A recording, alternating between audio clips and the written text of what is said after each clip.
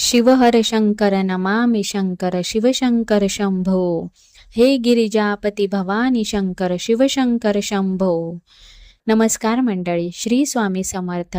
स्वामी महाराज तुमच्या सगळ्या चांगल्या इच्छा पूर्ण करो ही स्वामींचरणी प्रार्थना करते आणि आजच्या या नवीन व्हिडिओला सुरुवात करते।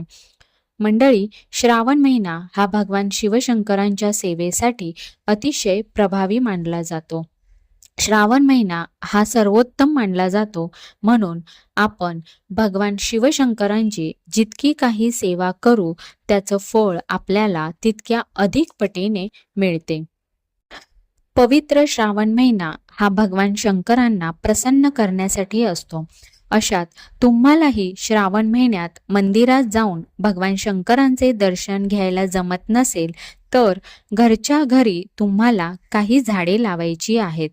याबद्दलची संपूर्ण माहिती आजच्या या व्हिडिओमध्ये जाणून घेणार आहोत, म्हणून व्हिडिओ शेवटपर्यंत नक्की पहा आणि चॅनेलवर नवीन असाल तर सबस्क्राईब करा।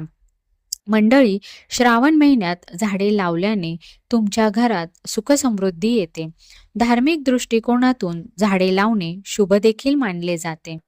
वास्तुशास्त्रानुसार काही झाडे लावल्याने आपल्या घरात सकारात्मकता येते आणि भरभराट होते असे सांगितले जाते।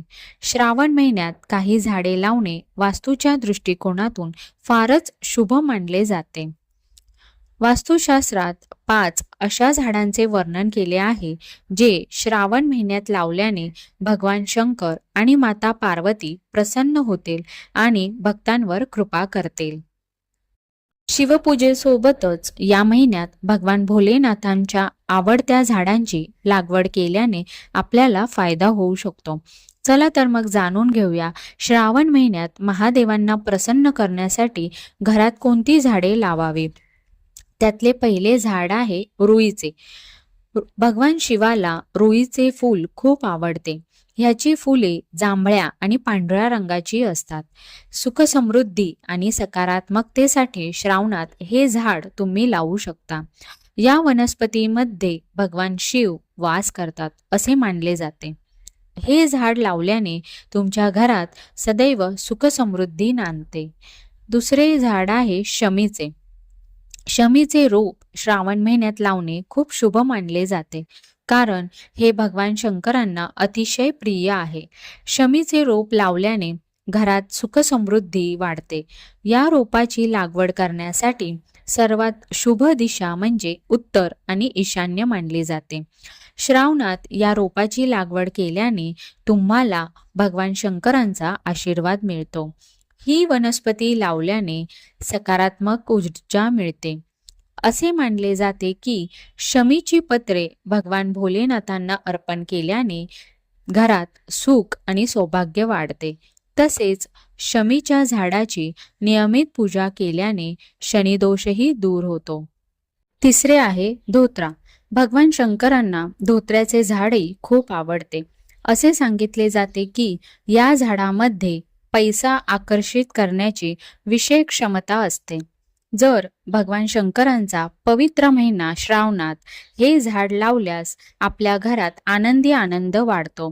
श्रावणातील कोणत्याही मंगळवारी किंवा रविवारी हे झाड लावणे शुभ मानले जाते। धोत्र्याचे रोप लावल्याने घरातील नकारात्मक शक्ती नष्ट होते।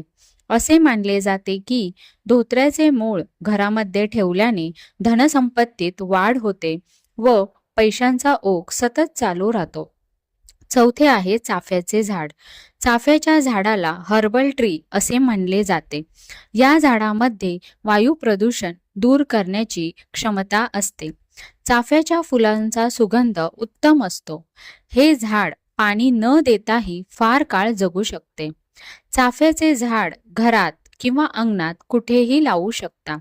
घरात हे झाड लावल्याने घरातील सदस्यांना नशिबाची विशेष साथ मिळते।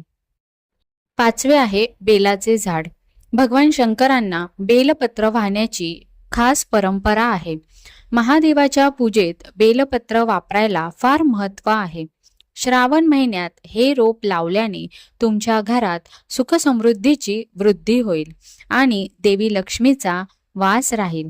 बेलपत्राच्या रोपाच्या सावलीत शिवलिंग ठेवून रोज जलाभिषेक केल्याने तुमच्या घरात धनाची कमतरता कधीच भासणार नाही आणि त्या घरात देवी लक्ष्मीचा आशीर्वादही कायम राहतो.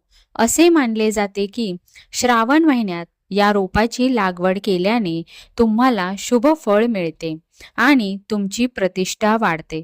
तसेच घरातील सदस्यांची प्रगती होते.